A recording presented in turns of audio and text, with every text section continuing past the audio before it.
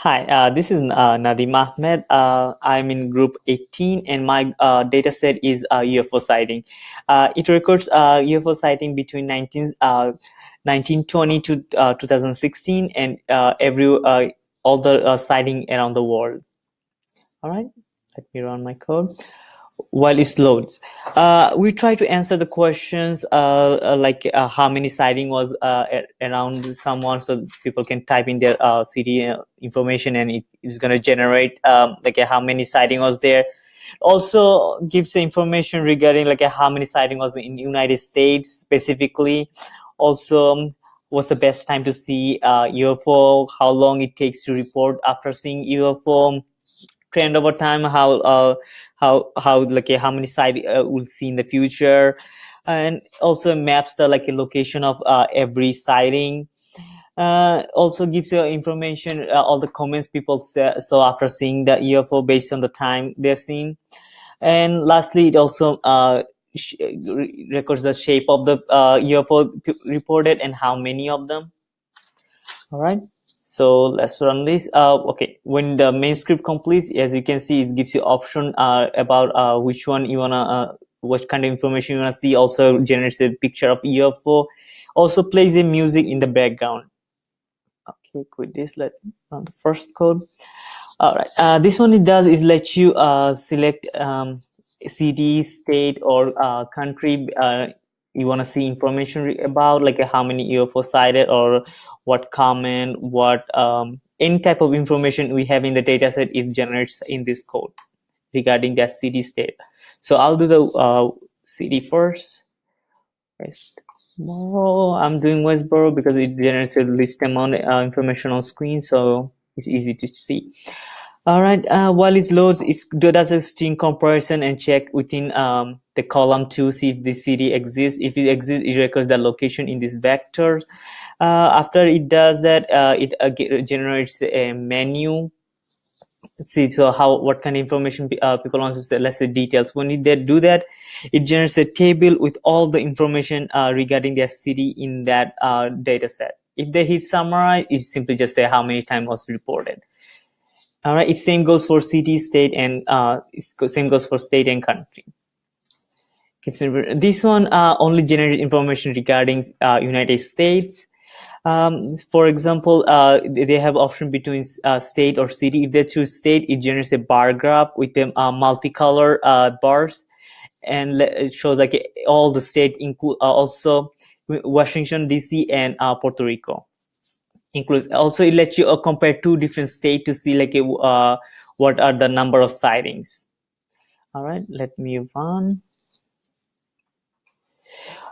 Also, it's also generates pie chart and sort the data for the pie chart. I'll go over them. Let's run this one first.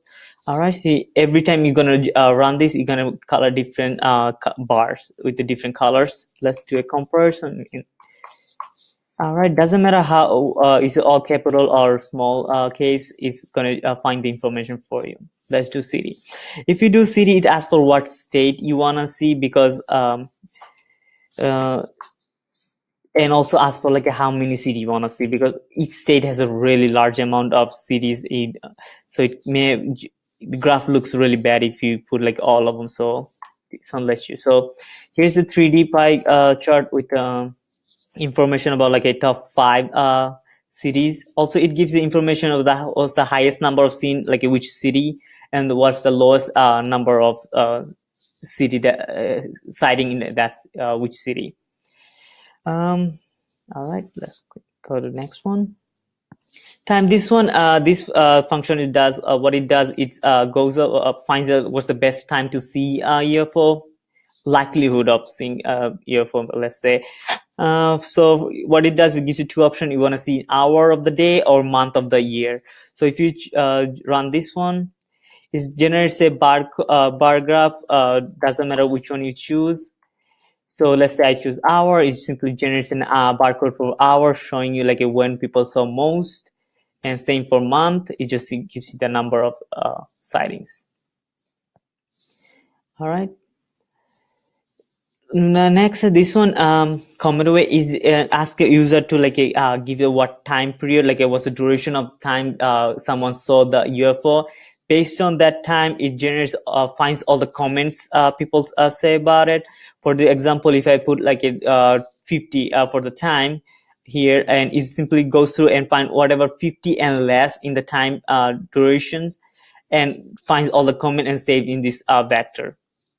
And if they put like a negative number or so, these counters for that, these are counter for that. All right, let me run this one. All right, you're asking, let's do 23, and it also tells you how many comments are there, so that will you'll know before you type in how many you want to see. All right, and simply generates that two randomly, it generates two random comments from within that vector. All right. What shapes?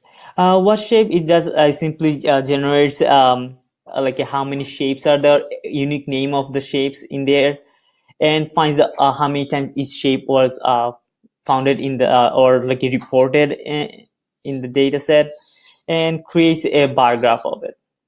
Let me run.